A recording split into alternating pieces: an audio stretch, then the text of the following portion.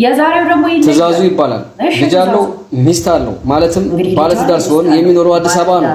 እቺ ምስኪን እህታችንን ትዳር የሌለው በመምሰል አገባሻለሁ ብሎ በማሳመን የኢትዮጵያ 300 ሺህ ብር ይቀበላታል። ከተቀበላት በኋላ እሷም ትዳር እንዳለውና ልጅ እንዳለው ስትደርስበት ገንዘቧን ትጠይቀዋለች።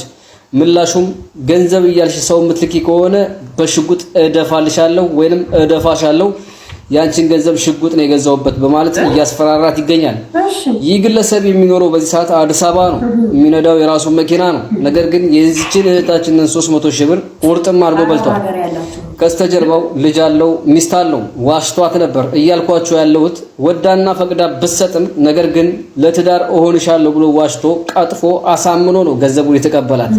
ስለዚህ ገንዘቡን ሊመልስ ይገባል። በኔ በኩል 24 ሰዓት ሰጠዋለሁ። ከ24 ሰዓት በኋላ በዚች ምስኪን ገንዘብ የሚያስተዳድራትን ሚስቱንና ልጁን ሚዲያ ላይ ፖስታቸዋለሁ። ከዛም በህግ እንጠይቀዋለን ማለት ነው። አድርሱለት ለዚህ ቅማላም ትእዛዙ ለተባለ ጭገራም አዲስ አበባ ላይ ቁጭ ብሎ የሴት ገንዘብ እያጭበረበረ ልጅና ሚስቱን የሚያስተዳድር ግለሰብ እንደሆነ አድርሱለት ማለት ነው።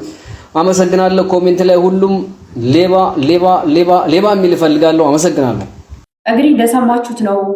እናገባሻለን ወይም ደግሞ አገባሻለሁ እያለ ሀተተ እያለ እየመጣ የሚጽፍልሽ ወንድ በብሎ ካሰናብች የኔ ቆንጆ ላንቺ ያለውን ትዳር ፈጣሪ ነው እንጂ የሚሰጥሽ ወይ ደግሞ ገንዘብ ስለሰጥሽ ወይ አይደለም ማንንም ሰው ካንቺ ጋር ሊሆን።